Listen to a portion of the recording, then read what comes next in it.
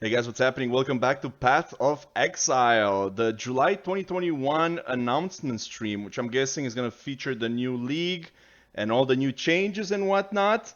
I'm very curious. I haven't played last league, but we'll see what's up with this one. Hi, I'm Chris Wilson from Grinding Gear Games. Hi, Chris. Welcome to our live stream and thanks so much for joining us today. Our team had a lot of fun putting Lunaris together and Path of Solaris Exile's statue in the back. 3.15 expansion, and we've got a lot to share with you. Today's live stream is a busy one. We'll start by revealing the details of this expansion's new Challenge League. Then we'll show you how this expansion is going to dramatically shake up Path of Exile's metagame in a big 19 way. gems. Thirdly, we'll talk about our plans to make Path of Exile more challenging, restoring some of the adrenaline and terror that you may recall from the good old days of closed beta. That's good. Next up, we're going to talk about Path of Exile Royale, the 100-player Battle Royale mode that we experimented with back in 2018. We'll be launching a restored and revamped version of Royale today, once our question and answer session with Ziggy D has concluded, and this event will run over the weekend. Anyway, there's a lot to discuss, For real? so let's get started with the trailer for Path of Exile's next expansion. Might as well bring PvP back, I guess. I mean, make it more popular or something, because nobody really PvPs except a few people, a few dedicated players.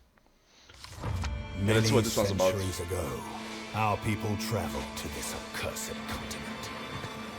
We who are they? return Pirates? to reclaim our lost relics.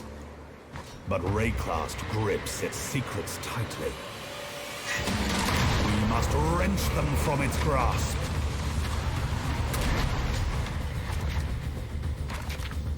What the hell? Are you building walls? You know violence. We know trade. Retrieve our relics and we'll strike a deal. We will follow the path of our forebears. I love the story Discover elements. Their unknown fate. Reminds me of Heist. Explosive Eye of Winter. Wow, that's a lot of fucking daggers. Chaos damage for sure. Some sort of a mini cyclone. Storm Rain, nice. Wow. Wait. Shrouded Boss? in darkness. For one Bosses? who may finally challenge them. Wealth and power will be Was that a yours delirium mirror? should No. you survive Looked like it. our expedition. Whoa, that's a lot to unwrap. A lot of like monster spawning. I don't know what's up with the walls that you're building. Are you protecting yourself, or is that where they spawn from? I'm not sure. Let's see what they say. Alright, I've got a lot to tell you about. Tell me. Let's start with the Expedition League itself. Let's do it. Long ago, Kalguran explorers came to Rayclast in the hope of colonizing it. Rayclast did what it does best, and they never returned. In the Expedition League, you will meet a group of Kalgurans who have set out on an expedition to investigate the fate of their ancestors. I love the story elements. and It adds a recover lot to the special world. ruined artifacts they left behind. The ancient Kalgurans underestimated the dangers of Rayclast, and this new expedition is no exception. New enemies? They need your help to protect them from the undead that rise at their expedition sites. Cool. As you travel through Rayclast, you'll encounter the Kalgurans at sites they believe their ancestors attempted to settle in the past. By the time you get there, they will have marked the site with signs indicating where chests are buried, holes indicating where their ancestors lie, Like some and sort of will have possibly archaeology or unearthed some something. remnants of past Kalguran settlement. Due to the unique nature of Rayclast, the Kalgurans have found that the most effective way to excavate these sites is with explosives. And that's where you come in. You'll place a chain of explosives across the expedition site, carefully planning what each blast is going to unearth. Oh, I see. Okay. I want to say a bit like Blight, but it has nothing to do with Blight. Just like the way the Once you pattern push is the being plunger, formed. Any undead freed by the explosions That's rise from the kinda ground it. and the slaughter begins. This is fairly new. That's interesting. Okay. So you kind of like have to make like the best pattern to unlock the most chests. I guess if you want Some of these to. fallen Kalgur are more difficult and rewarding than others, and have been indicated with special markers. So you might want to avoid if you're not that strong. Got it. Or you might want to go for it if you're really strong. Better rewards probably. Once you have defeated the army of undead, you're free to open all of the chests you unearthed and claim your rewards. Okay. Again, kind of like Blight It's a up to you bit, to but decide where to place the chain of you know, explosives to whatever. maximize your gains. Do you unearth a lot of monsters? Do you unearth more special monsters? Or do you go for the chests and try to avoid combat? So a bit of strategy, you know? A bit of strategy. The ancient Kalguran explorers built structures on Rayclust, and you may encounter remnants of these at excavation sites. Oh. These remnants have various modifiers on them that, when Oh, yeah, destroyed, yeah. apply to monsters and chests unearthed from that explosion onwards. Cool, Remnants greatly increase drops, but have some very difficult modifiers like immune to physical damage. You'll need to be very careful with your decision of which remnants What? to chain your explosives Immune through, to as they physical? substantially ramp up the difficulty. Oh, and there goes my rewards of the encounters. Cyclone physical build. There goes that. Speaking of Diablo rewards, 2? there's a lot of cool Immunities? stuff to find. Alongside valuable equipment and currency items are Kalguran artifacts and logbooks, which we'll talk about soon. Check out that sword though. The Half a sword. Kalguran traders have made this expedition to Rayclast in order to recover their ruined artifacts. There are many different types of artifacts, and each of the Kalgurans is interested an in a artifact. different set of them, with a unique way they want to trade them from you. With this expansion, we really wanted to play with the idea of having NPCs that want to trade with you in different ways. Oh. So we have themed their behaviors around the concepts of gambling, bartering, upselling, and exchanging. Cool. Let's meet the Kalgurans. Tuyen is a mercurial trader who maintains a positive outlook as long as he can, but if you cross a line, his temper changes quickly. So you don't want to Tuyen like. offers you items with unreasonably high prices, but he's Okay. happy to haggle. You don't want to go too You can low. always buy the item at the price he's offering, but if you offer a lower price, he might accept it, counteroffer, or withdraw the item entirely if he is offended by your lowball. So if you like He also exactly. occasionally sells currency So it's something items, like so it's really worthwhile nice. keeping some of the artifacts he's looking for on hand just in case. Are you see gonna an risk it? opportunity. Grog is an average man pushed into Rayclast's dangers. He's helpful, concerned, and a bit fearful. He is very happy for you to do the fighting so that And he he has a can lot stay of rings. safe on the sidelines. He loves making deals and trying to upsell you. If you buy one of the items that Grog offers, he'll try to offer you a more complex deal where he improves the item via crafting. If you accept this deal, he'll try to upsell you again and again until you eventually walk away with your purchase. If you can't afford one of these incremental upgrades, you can leave and come back later with enough ruined artifacts to cover the cost. So you can just Because leave you it don't there. get to supply your own starter item for this process, and have to select an item with promise from the range that he offers, his incremental crafting upgrades are priced rather cheaply. Interesting. Gwenin is a cynical gambler who claims that luck depends on how hard you believe. So you really need to convince yourself that you're going to get that headhunter. If you don't, it's your Are you fault. serious? Gwenin shows you a set of base types with unknown Oh, so you properties. don't know what it When you is. gamble by buying one, you'll receive a random item of that base type. Again, back. it reminds me It of could Diablo easily be 2. a random magic item that you have no use for, but can That's what you should sometimes spend be a your money valuable, on. rare or unique item. It's probably best to Yeah. prioritize gambling on base types that are most relevant to your character. Right. Once you have exhausted all the items that interest you, it's possible to use a specific new currency item to re-roll the gamble window to a set of new items of your current level. Sometimes a base type shows up that is a lot more expensive than it would otherwise be, and gambling on this item has a higher expected value than normal. Oh. You're taking the risk, though, that it could still be junk. Oh. Ouch. Danig, Warrior Skald, is the heart of the expedition, its brave leader and lawmaster. Danig is interested in specific types of ruined artifacts and wants to trade these from you for a variety of options, such as currency that lets you reroll vendor inventories, logbooks, or artifacts that other Kalguran traders are looking for. Logbooks? You can talk to the traders in the wild, in town, or in your hideout. Oh shit, They you can bring grant them you in. access to your expedition locker, which is like Ooh. the heist locker, Right, a lockbox right, for right, league-specific right. items, Yep. which can be accessed in all three places also. We're adding the affinity system to these lockers. Among the many relics of the ancient Kalgurans you might find at their expedition sites are Yeah, what is logbooks. that? These Yeah, what is ancient that? books chronicle the locations that their ancestors visited in their exploration of Rayclast. The map. A logbook item can be rolled to have a set of explicit mods, like an endgame map. Each location within the logbook has its own implicit mods, Or again, as like well as heist. a theme that controls what types of remnants can be found there. Talk to Danig in your hideout and give him a logbook you have found to go on an expedition to one of the locations it describes. These are all exotic places that no exiles very have ever similar to traveled Heist. before. Just like how a blighted map was one giant blight encounter with no natural monsters, the expedition you go on from a logbook is one giant What did I expedition. say? That's exactly what I said. It's Expeditions from similar logbooks to are not Blight, only but different because of their also large very size, different. but because there are special objects that you can interact with using explosives. Oh. For example, trees that contain monsters or items, passageways that reveal chests or bosses, and so on. Interesting. Speaking of bosses, there are some formidable ones for you to seek out, and a set of valuable new unique items and base types that can only come from Expedition content. Okay, so it's only like helmets, Calgarian gloves, people boots. are not from Rayclast, so the items do not have the same defensive properties that ours do.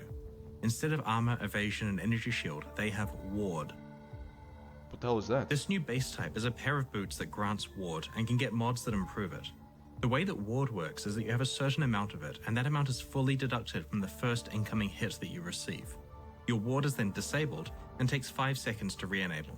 At that point, the next hit you receive is substantially This is great for mitigated in getting the same one-shotted way. by bosses. It's quite a different style of defensive property and works like this very you won't- well in conjunction with systems like evasion. But this block, must be or really dodge. good in hardcore league. As the undead enemies you unearth in expedition encounters are fallen Calgarian explorers, they also have a ward rather than traditional defenses. Oh, so the first hit won't do shit. This unique helmet allows you to go all in with ward Or as a defensive option for it'll your be like character. really decreasing It causes damage. all increases to energy shield to affect your ward instead, grants you a bunch of ward, and helps it recover faster.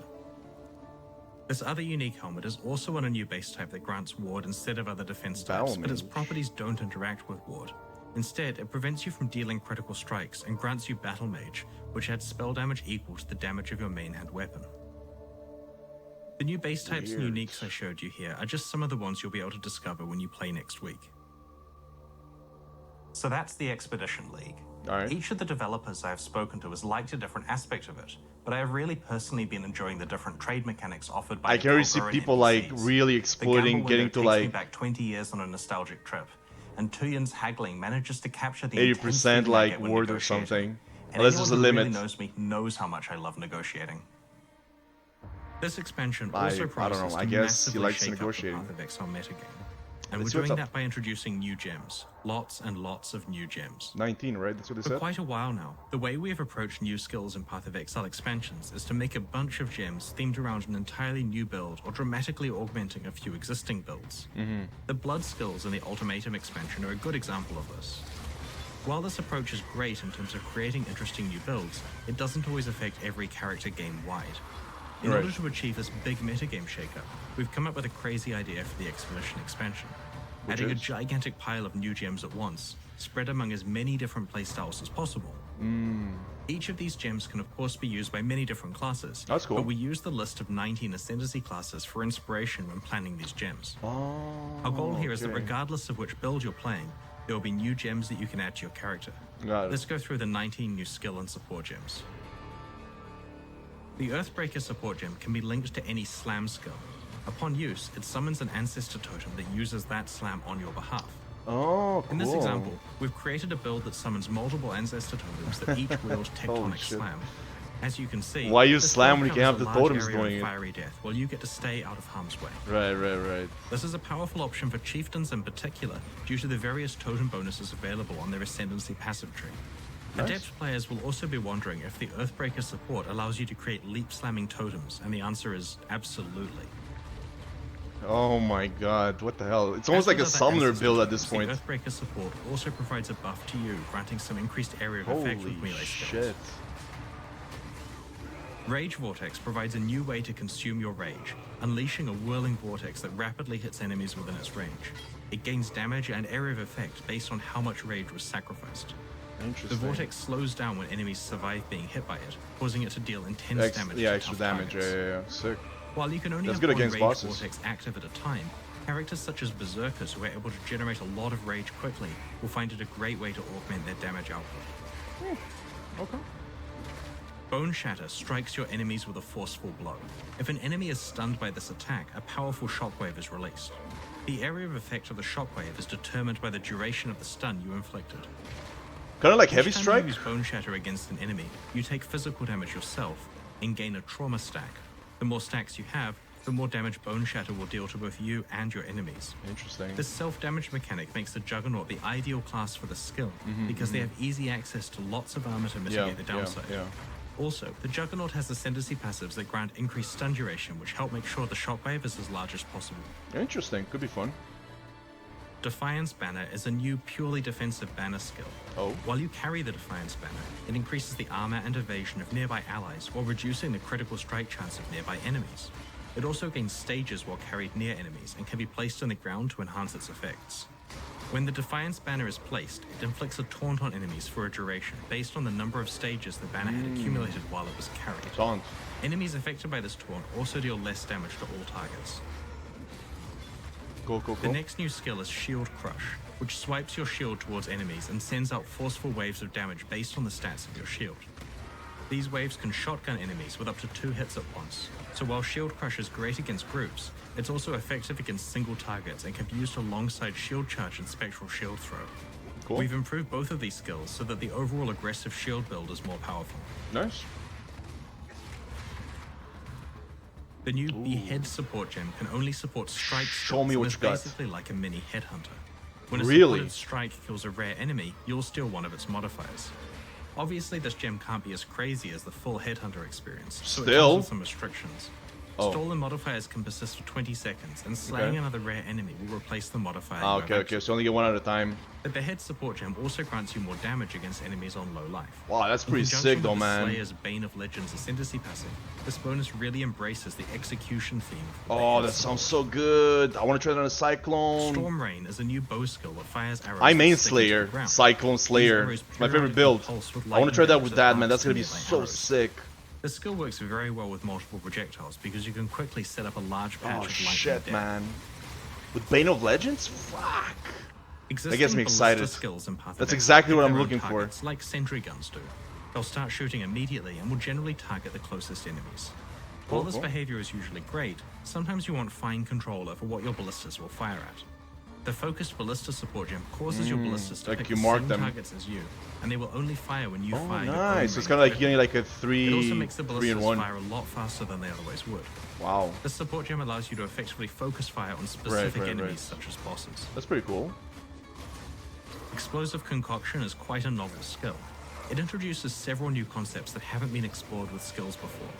Here you can see the Pathfinder throwing an explosive projectile at monsters. Again, Diablo Firstly, 2. You may notice that the Pathfinder isn't holding any weapons. Potion throw. This is because Explosive Concoction is the very first ranged skill that can and must be used unarmed.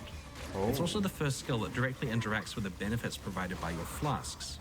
Oh. When you throw your explosive shit, like 4 of concoction them. into a targeted area, it deals fire damage and uses available charges from your Yo, ruby, this is sapphire, and insane. topaz flasks to grant bonuses based on what flask charges were What the used. hell? This is so The skill cool. still works even if you don't have the appropriate flasks or charges to consume, but correctly managing your flasks Again, can greatly there's a lot of enhance the power throwbacks the to Diablo 2 I find in this What we really expansion. love about this gem is that it brings to life the idea of throwing your flasks at enemies and having them explode. That's In fucking conjunction awesome. with the flask-focused benefits provided by the Pathfinder's And it's cool that you Ascendancy throw like passive 5, skills, 6 we're at the really same excited time to instead see of what just new being playstyles one are enabled by this lame, gem. boring ass flask. You're like, no, This take like is the 6, 7, ambush skill. bam. It teleports you up to an enemy, blinds them, and exerts your next one-handed melee attack. This exerted attack has a high critical strike chance and multiplier. In Cool. addition to this helping your assassinations, you can also use ambush to quickly re-engage targets after dashing away. That's pretty cool though. Very cool movement Voltaxic skill. Burst grants a buff that counts down to 0, triggering a burst of lightning damage around you with a portion of that damage converted to chaos damage. Chaos damage, Enemies okay. slain by your Voltaxic Burst will also explode, Blow up. dealing chaos damage around them based on their maximum life. You can stack up many Voltaxic Bursts on yourself at the same time. Consider using duration modifiers to modify the timing of the explosion so that you can cast the Takes a skill lot of from damage. safety and then move into a strategic position before it explodes. Right. I'm sure you can do crazy things with modifiers. When you use Blade Trap, you throw out a mechanical device with 2 copies of your weapon attached. These blades spin rapidly in a circle a set number of times, dealing damage to anything they pass through. You're like a mini When dual cyclone. wielding, the trap rotates faster but deals damage based on both weapons. Okay. Because it's a trap, Blade Trap behaves a little differently to other attack skills by operating independently of your attack speed. This means you'll have some interesting itemization choices to make and focusing more on damage modifiers rather than the typical focus of maximizing attack speed. Could be interesting. Something different. Summon Reaper creates a single powerful minion that uses fast melee physical attacks which cause bleeding. While the Reaper is active, you can use the skill again to direct the Reaper to a specific location, Again. dealing a powerful attack along its path. Diablo The 2 Reaper Golem wants to be your only minion, and or reduces Diablo the life and 3 damage of your other Golem minions, or Diablo consume 3 them to heal itself Gargantuan. and gain damage and That's what they were speed called, buffs. right? Witch Doctor? When designing this new skill for the Necromancer, we wanted to explore the idea of having a single ultimate minion. While there were ways to somewhat achieve this before, the Reaper is quite Right. different in its abilities and interactions with other minions. It's fairly It unique, also yeah. feels much more active and directly under your control. One quick note though, the Reaper will absolutely eat your animated Guardian if you're not careful. Forbidden Rite is a powerful new spell that fires an exploding chaos projectile at a targeted area. Okay. It also targets a selection of enemies in an area around the player's location and fires projectiles at them too. But be careful, Forbidden Rite also inflicts damage on you when cast. And straight from your life pool. To mitigate this harmful downside, you'll have devastating and widespread damage at your fingertips. Yeah, nice. Okay, he goes through your shield now. Got it. The Eye of Winter is a large projectile that fires out a barrage of cold projectiles in a spiral formation as it travels. When it reaches its maximum distance or collides with the terrain, it explodes. Again, Diablo 2, I forgot the name. I don't play mage. This type of skill is one we've sorceress, sorry. Orb of Winter, was it? This new collection of skills was the perfect something place orb. to showcase it. But again, this Inquisitor is using the new Battle Mage's Cry skill, which taunts nearby enemies and exerts your subsequent attacks, causing them to trigger a linked spell on your next melee hit. Nice. Here you can see the player taunting enemies with Battle Mage's Cry and using Consecrated Path to teleport to enemies. That's the slam crazy. is exerted, triggering Firestorm to rain down on those enemies. That's pretty damn cool, though. That's a cool mix of spells. Holy shit. The buff this Warcry provides it looks really powerful. Apply to your attacks. This property is usually only available on wands and certain unique items. Okay. Oh, it looks sick though, I love it. Mana is a somewhat unusual gem in that its source of power relies on your current mana. Upon use, it creates a rune that explodes at a location you're targeting. Okay. This explosion can either deal more damage or cover a larger area depending on the state of your mana. The more mana that's missing from your mana pool, the more damage Mana Bond will deal, as it converts a percentage of your missing mana into added lightning damage. Interesting. The more full your mana pool is, the more area the explosion will cover. That's some nice area damage. Managing your mana pool becomes highly advantageous. For example, having slightly higher mana while clearing a map provides greater clear speed, but when fighting tougher enemies, having a lower current mana amount is better. Wow, look at the damage. Nice. Absolution has been designed for Guardians as a spell version of Dominating Blow. Absolution deals a damaging shockwave in a targeted area. When it kills an enemy, it summons a Sentinel of Absolution, which also deals damage by casting Absolution itself. Oh shit, really? The Sentinels also periodically cast a larger version of Absolution on the cooldown. While the Sentinels version of Absolution can't summon even more minions, they are a powerful army to fight against. Nice. Spectral Helix throws a spectral copy of your melee weapon, which spirals outwards from you, dealing damage to any enemies it passes through. Cool. The design of this skill achieves what we always wanted Val Spectral Throw to be. Wow, we thought it was a really fun idea for a skill, but because of the limitations caused a by the lot soul of gathering requirements of Val skills, shit. it wasn't possible to use Val Spectral Throw as a primary skill. That looks great. Now that Spectral Helix can visually, live up to its purpose, we've reworked Val Spectral I love it. Throw, which we'll reveal closer to release. One of the other issues that Val Spectral Throw had was that it didn't work very well in indoors areas. However, Spectral Helix this one bounces back, as the projectiles that spiral outwards can also bounce off of walls. Oh, and that's so proceed to hit great, enemies, man. Rather than simply disappearing. Yeah, that's awesome. That's awesome. The new skills are really great looking. Exile has really suffered from player power creep. I really want to try the Slayer though. Compelling content. Each expansion we release either gives players more axes on which to improve their character, more effective skills to use, or ways to craft better and more powerful items. Right, and the game becomes much easier. Measuring from closed beta to now, this Expedition expansion is the power creep. Exile release. Holy. The amount of power creep varies per release, of course, with systems like Ascendancy classes providing, like 20, 30, 40% power creep at once? Like with Compound Interest, it would only take 8% more player power per expansion from new items, crafting, character systems, item acquisition opportunities, and new skills for player power. Even bestiary to harvest is like insane. And tenfold is roughly what we measure the increase in player power to be. We may nerf the most out-of-hand cases every launch, but we're only reducing them back down to close to the new baseline. The average Path of Exile character gets more and more powerful. True. While we do occasionally add new endgame challenges that are appropriate for the current power level of top characters, the rest of the game just becomes relatively easier and easier. Even the story's like, some games just go through it. Just endlessly and exponentially scaling monster life and damage to counteract player power growth. Eventually, the numbers get too large and you need to crunch them all down. Delirium. This is a really cheap approach. It makes the game feel like a treadmill, where the developers are just turning a knob as they hand you new power, keeping you in the same place forever. And I hate that. And I hated that about Great Rifts in Diablo 3. At the same time, one of the issues is that players will always pick the most powerful way of interacting with any game system, even when that's not actually fun to play. This leads to behaviors like Flask Piano, or the way that everyone just picks support gems that basically add pure damage. Yep, true that. As game designers, it is our responsibility to make sure that the most powerful Again, Cyclone behaviors Slayer, are that's all he also was. the most fun to engage with. With that in mind, the balance changes that we are making in Expedition are far-reaching and are going to affect almost all characters. Our goal is not to just nerf specific builds, but to improve the game, its challenge, This is the and to make sure that typical people want to pick Path fun of Exile choices. gameplay. You're just walking around, just like destroying everything from Anyone 2 who screens played away. Path of Exile during its closed beta 9 years ago can attest to how challenging the campaign was to play through. Early monsters were dangerous and terrifying, able to kill a character in a few seconds of inattention. Diablo 3 Act Players 2, feared going when it into first the came out, graveyard cave because the of wasps. Strike ghosts. They were careful around rowers because a couple of unlucky charges could outright kill them. Wow. Trying to kill a goatman shaman love while this. he had molten I shell love was a good pretty challenge. terrible idea. I love a good challenge. Nowadays, however, the game is a lot easier. Yep. We added level 2 and 4 support gems without increasing the difficulty of the game to compensate at all. Modern League mechanics shower the player in rare items from early levels, and we didn't make the game any harder in response. big time. In fact, it's very interesting to compare the difficulty of League content with that of the base game. For a few years now, we've been shipping difficult leagues. All where leagues are monster like life so and damage easy. values are a lot higher than the regular monsters that players fight between those league encounters. Players enjoy League content because it's challenging.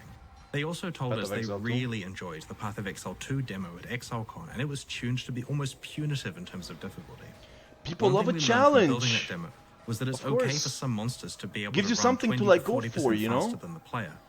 In Path of Exile 1's first act, there isn't a single Oh, it looks monster that moves beautiful. faster than the player's for the default grass. movement speed. We are rebalancing the campaign to be challenging. So far, we have focused mostly on Act 1, but with each coming expansion, we'll be extending this further. Our plan is that within a year or so, we'll have reviewed or touched every single monster in the game. Oh shit. While this additional challenge probably won't stop our most skilled players easily dominating the campaign or running through it to get to maps quickly, Right. it will mean that players who engage with the content will find a consistent difficulty level between League content and regular content.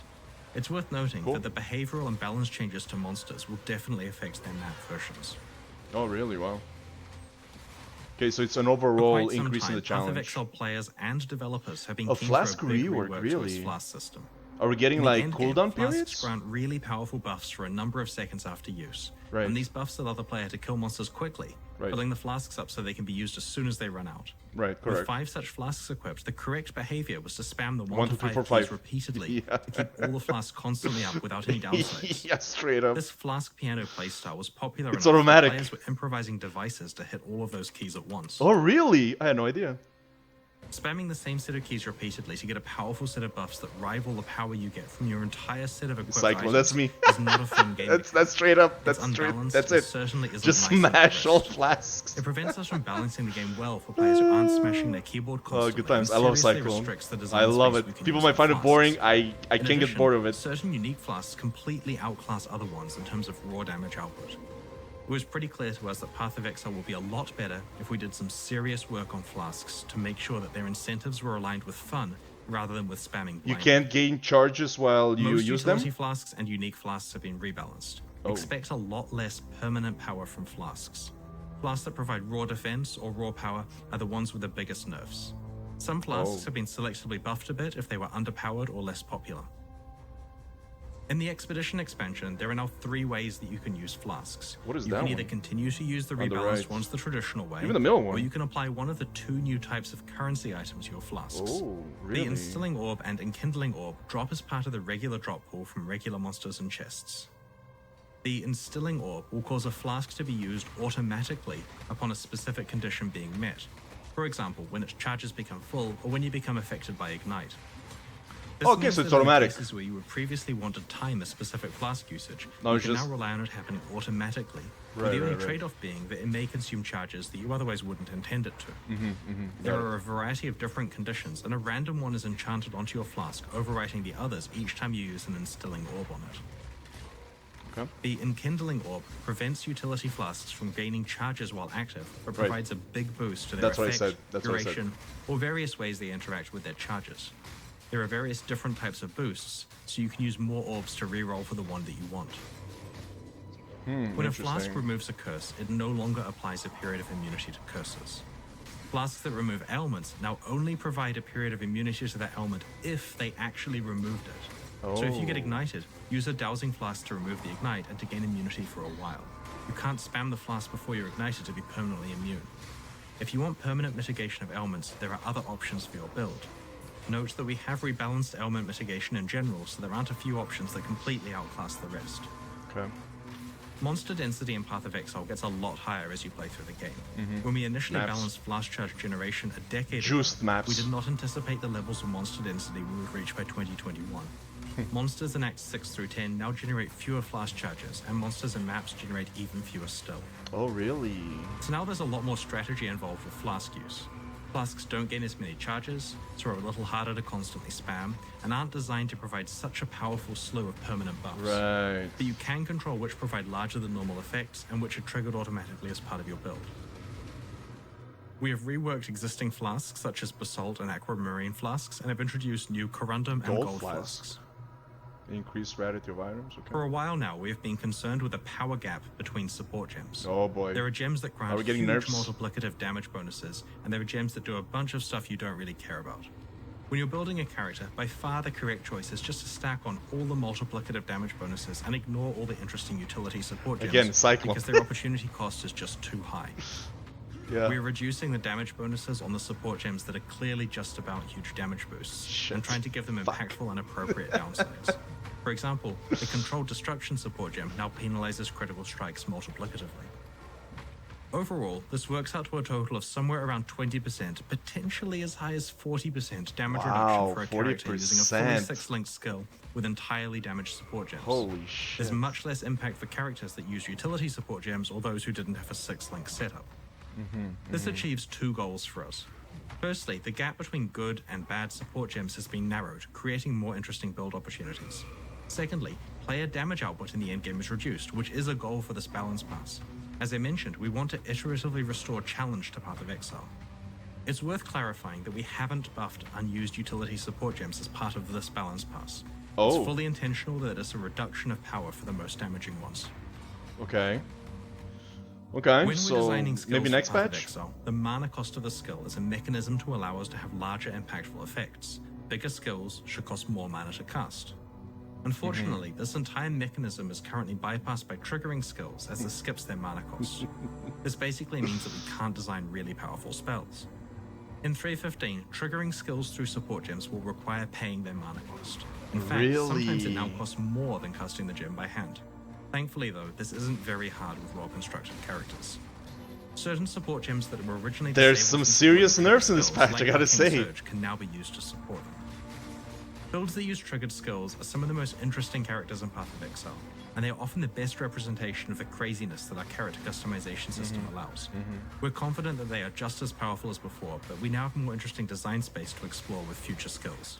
Okay, hopefully, you know, it's worth it, because, I mean, there's a lot of nerfs. Now let's talk about movement skills. Oh, Jesus Christ. As you know, More most nerfs. interaction with monster behavior is essentially bypassed if you're using an extremely effective movement skill. Leap. This is okay if you're specialized deeply into customizing that skill, but it's currently the default state for any character if you use Flame Dash, Yeah, Smoke it's Mine, true, or yeah. Dash without You're just any further skipping investment. everything, yeah. These skills have been rebalanced to be more in line with other movement skills.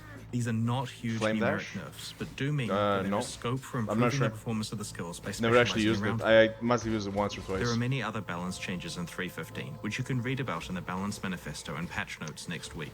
Okay, so To this be is honest, a... there are a lot of nerfs here. I was gonna say, We that's a lot of completely understand nerfs. that this level of change will make some people nervous, but it's time we start actively combating power creep and fixing game systems that haven't been working the way we I'm not against it. I'm not against it. I think that the metagame of Expedition is going to be fascinating. The reduction of overall player power, combined with all of the opportunities from the new skills and I'm class not system against it. changes, It sucks. should create entirely new sets of builds that we haven't previously seen. You guys are always surprising us with what you do, and we can't But wait I'm to see sure, what like you he come says, up people are with. gonna come up like a new shit for sure. So back in early 2018, Yeah, what's up with this? there was a trend where every online game was releasing a Battle Royale mode and getting a tell lot me of good about it. press in the process. We had a running joke in the office that our fast development speed meant that we could probably add a Battle Royale mode to Path of Exile in one day of development. As April Fool's Day approached, we tried to do exactly that. We pulled a few developers together and asked them to spend no more than one workday each on their contributions to this new mode. On April 1st, 2018, we launched Path of April Exile 1st. Royale. This is actually happening? Wait, is this an April Fool's or is this for real? Yeah, buddy. It was a quick and dirty job, so we only left the game mode turned on for a couple of days. I had no idea It this went pretty existed. well considering it had no custom balance whatsoever. Oh my god, I'm getting destroyed! I had no idea After this April existed. 1st, we turned the mode off and forgot all about it.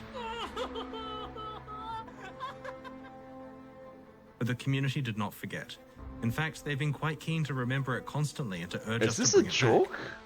But that wouldn't be easy, as to actually make it a decent experience would require a lot of custom balance, playtesting, and feature implementation. We're nowhere near April A few Fool, months so ago, we decided to do exactly that.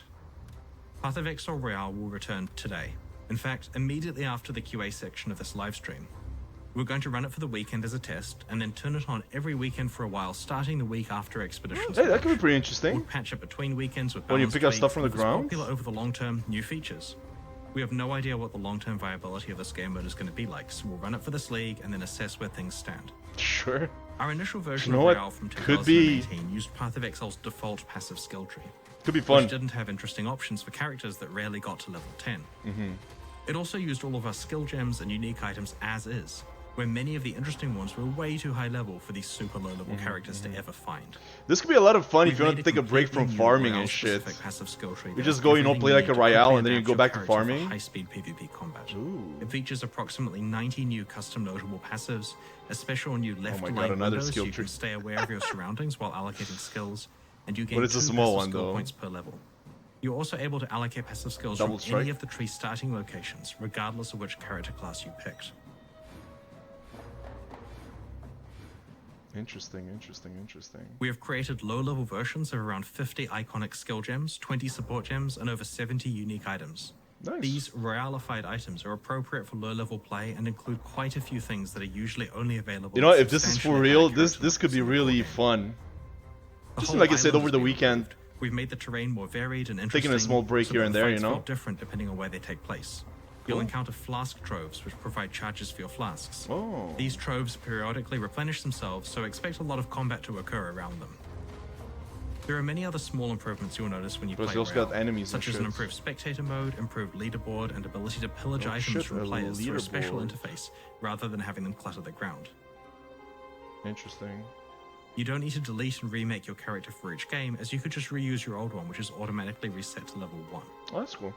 Your prize for coming first on a Royale event is this new Roa Dinner hideout decoration.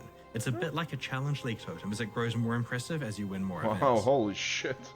Royale is available to play today, as soon as our Q&A session concludes in about 45 minutes. So Nice. patch your Path of Exile client, and when we're done with the Q&A, log in and click to join the Royale event at the bottom right of the screen. For more detailed information on how the mode works, check out the news post we just made on pathofexile.com. We'll be running the event from today over the weekend.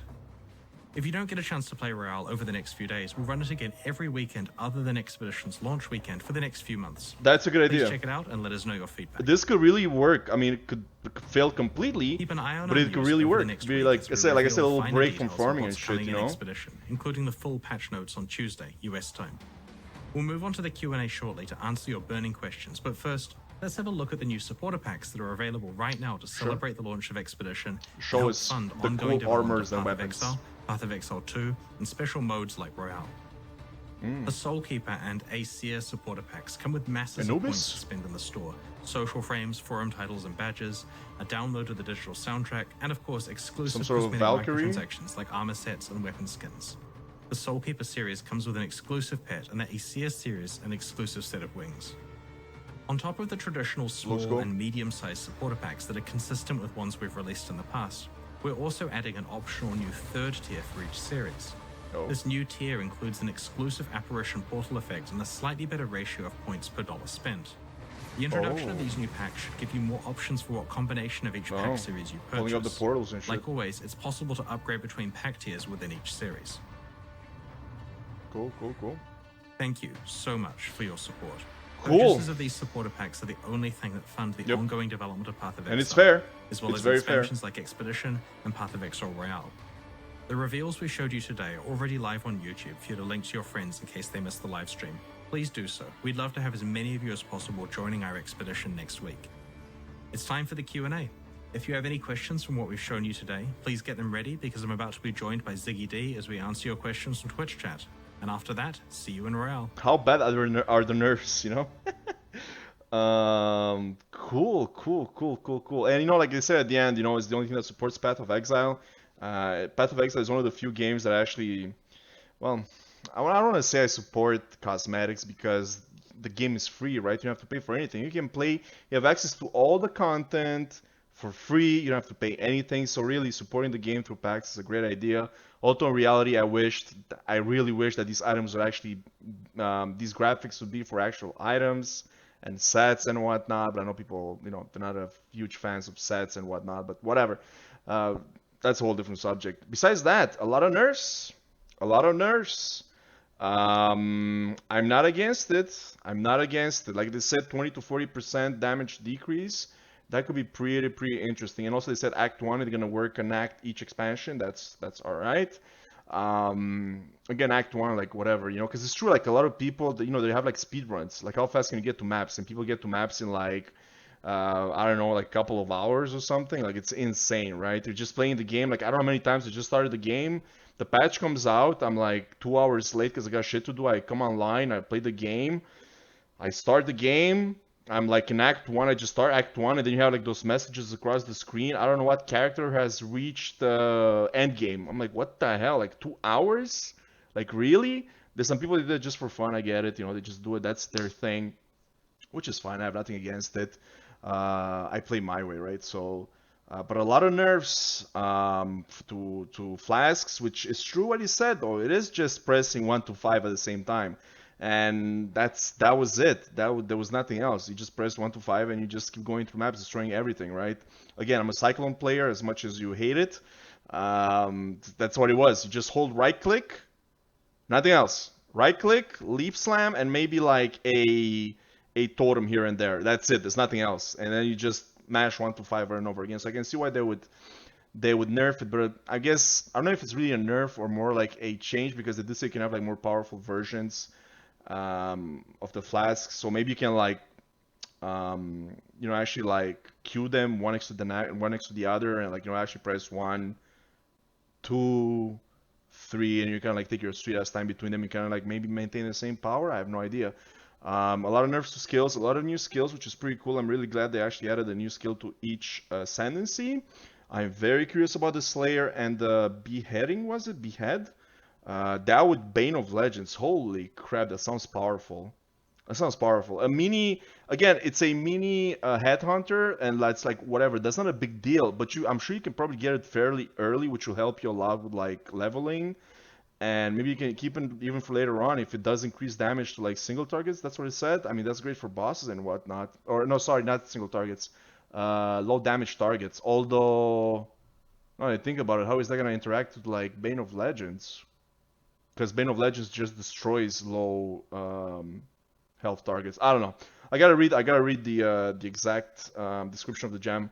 The new league itself, interesting possibilities with the new mechanics.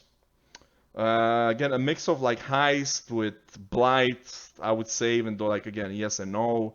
Heist just because it looks similar in the story, which I really enjoy. I really enjoy those story leagues. See, like when Heist came out, I didn't play that league. I played the next league, and I went back on Heist, and I was very impressed by the storytelling, the different characters, the voice acting, and whatnot. I felt that really added a lot to the game. Um, and I really enjoyed that. I really enjoyed that. Even though the league itself wasn't like anything amazing, you probably get bored of fights pretty fast. But the story perspective was really cool, and I'm really glad they got that into the game. What else can I say? Man, I don't know, like I didn't plan on playing this league. Usually I take like a league or 2 leagues off in between when I play Path of Exile. But just that skill for the Cyclone Slayer, man. Holy shit, I'm so curious. I'm so curious to see how big it is, you know, or maybe like it sucks completely. I have no idea. But anyways, there you have it, guys. Thank you for watching. I'll see you in the next one. Peace out.